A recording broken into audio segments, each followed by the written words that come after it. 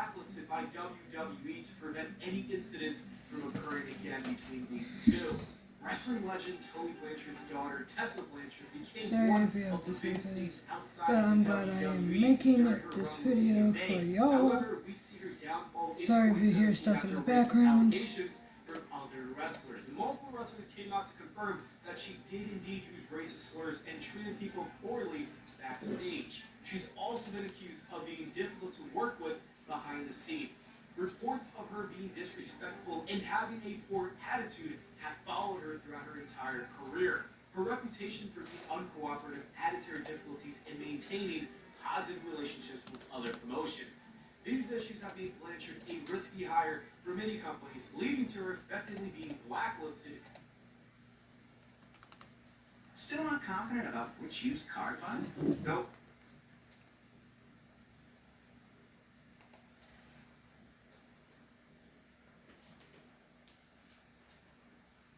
For major companies like WWE and AEW. Her immense talent in the ring is overshadowed by these controversies, keeping her out of the mainstream wrestling scene. Sunny was once a trailblazer in WWE's early years. She is now blacklisted from the company due to a long history of personal and legal troubles.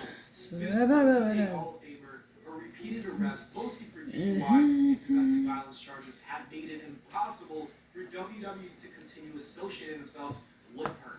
Her struggles with addiction are well documented, and while WWE tried to help her by paying for multiple rehab stints, Sunny's continued downward spiral left the company no choice but to cut ties. What further solidified her ban from WWE is her recent entry into the adult entertainment industry, which conflicts with WWE's family-friendly corporate image. With all these issues combined, Sunny has become a liability WWE does not want to be connected to, distancing themselves from the once iconic manager who helped define their attitude era. Teddy Hart was once considered one of the most promising members of the legendary Hart family, but he is sadly banned from major wrestling companies due to a series of personal and professional controversies. Despite his undeniable in-ring talent, his erratic behavior, legal troubles, and failure to meet professional commitments have made him too risky for promotions to work with. Hart has been arrested multiple times, including charges related to drugs and accusations of animal cruelty, which severely tarnished his reputation. Additionally, he's had a history of being difficult to work with backstage, no-show events, and created an unsafe environment for other wrestlers. Jackson Riker's WWE career did not end with a bang, but instead it ended with a tweet. Back in 2020, at the peak of the Black Lives Matter protests, Riker posted a message in support of Donald Trump, and it wasn't just the political stance that people, I'm doing good. the tone and tone that felt out of touch. Fans were outraged, and even more telling, so were his fellow wrestlers. His own taxi partners from the Forgotten Sons. He's not gonna get any help. And the whole faction was pulled from TV. Riker's attempts to come back in different roles flopped, mainly because he couldn't shake off the backlash. The wrestling world is all about connecting with fans, and Riker's public persona Come to me for healing, no matter how motherfucker. WWE tried to repackage him, his controversial views hung over him like a dark cloud. Gable Stevenson's WWE run was set to be something huge. An Olympic gold medalist with a wrestling background, many thought they would become the next Kurt Angle, but things did not go as planned. Despite all the hype, his debut failed to connect with the fans. His in-ring performances were underwhelming, and the excitement surrounding him fizzled out very quickly. But it wasn't That's what you get, motherfucker. His WWE career.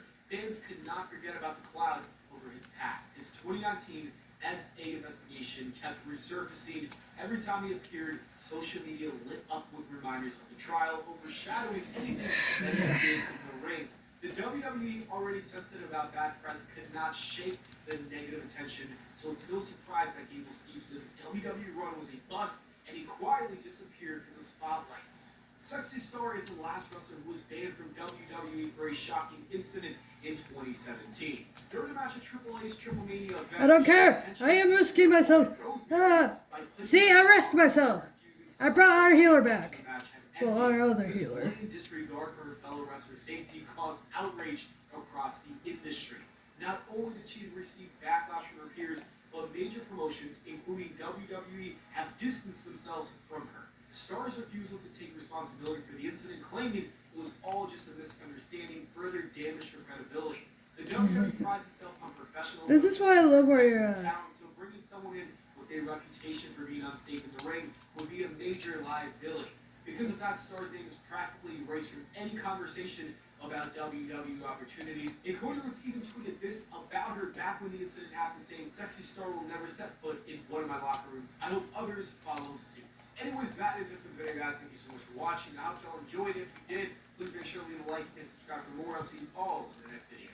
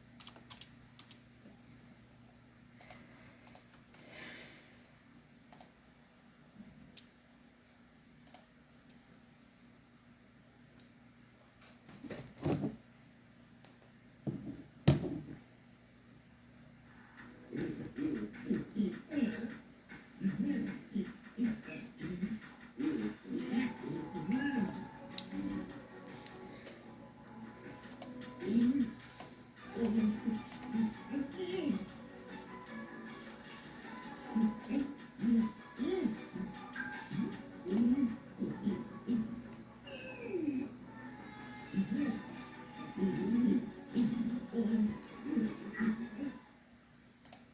Wisconsin, Badger Care Plus. Where can we find a low-cost health plan? What about a plan that covers doctor visits? Emergency care? Healthcare.gov is here for you. Enroll today for coverage starting next month.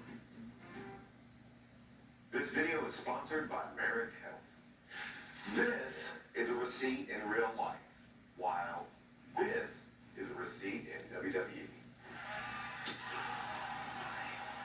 So, what is a receipt in pro wrestling? Well, sometimes you might hit your opponent a bit too hard. All a receipt is your opponent giving you a little bit of payback, or a lot of payback. During my time in the WWE, I received my fair share of receipts. So this video is going to be ranking them from least painful to the ones I'm still feeling today. My first receipt would come very early in my WWE career. In fact, it was match 1 with Taz, one of the guys who trained me, so I knew him well. So I should have known that when I caught him with a slap to the face, that was probably a little more mustard than I should have put on it. I knew it was coming back to me. And how did I know? Well, Taz had a way of telling me. He kind of patted me, letting me know I was going to get it back. That receipt would come in the form of an open hand slap, and actually would bust my eardrum. The first of 3 times I would bust my eardrum while in the business. It's a weird feeling. You lose a little bit of hearing for about a week or 2. It doesn't really ring or anything. I would just have to make sure that I place people on the correct side when they talk, because for a week or so, I couldn't hear them. There are certain guidelines and codes that you know about when you get into this business. One of them is, if you tag somebody, they're gonna tag you back. Sometimes the worst part about it is knowing a receipt is coming and just not knowing when you're gonna get it. Fortunately for me, after I slapped Taz, he didn't make me wait too long. We got backstage, and he made sure I knew, hey, if I was stiff, hey, if I was stiff with you out there, there's a reason. This was Taz following orders. Taz was given specific instructions from the higher-ups, from the office, to make the kid earn it, make me pay my dues. And I'm fine with it. Our business, and I've said it a lot, and I know a lot of people don't like this, but our business is not ballet. Our business is not I am an easy business. If you're not ready for the physicality that this business has, it's not the business for you. While this was my first receipt, it most definitely would not be my last, and certainly wasn't the most painful receipt. It was an introduction of what my life would become in the WWE. My second receipt would be more in the form of paying dues, and would be my 4th televised match. I had my 3 matches with Taz, and a short time after, I found myself in the ring with Hall of Famer, good buddy of mine today, Booker T. And just like Taz, Booker was tasked, Booker was told from the higher-ups, help the kid pay his dues. Booker did me a favor the same way Taz did me a favor. Booker is the guy who you're going to know you were in the ring with him. And it's not because he's dangerous, not at all. Booker's aggressive. I appreciate that. He would help me raise my aggression level. He would help show me, if you want to be at this level, this is how you have to bring it. This is what you have to harness, and this is what you have to bring out of yourself to suspend all the fans' disbelief, to make you think that we're actually in a real fight, to make you think we're actually in a competitive, aggressive style match. Whether it be the first body slam he gave me, or the slap in the middle of the match, or the Alabama slam he finished the match with, I knew I wasn't getting a massage. And even though I left the match a little worse for wear, it would not be the worst receipt or due paying that I would experience. There were way worse to come. Now, my next receipt was a little bit more painful than my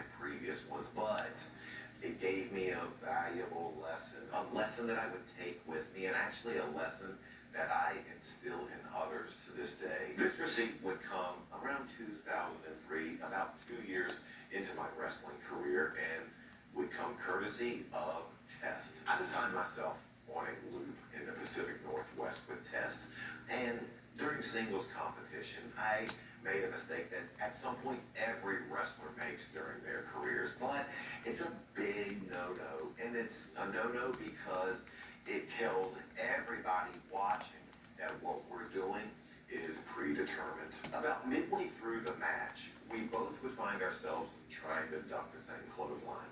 And if you've ever seen two wrestlers trying to duck a clothesline, it looks ridiculous. Once we botched the spot, I immediately made the mistake of trying to go right back to it instead of doing something else, telling all the fans that we botched a move.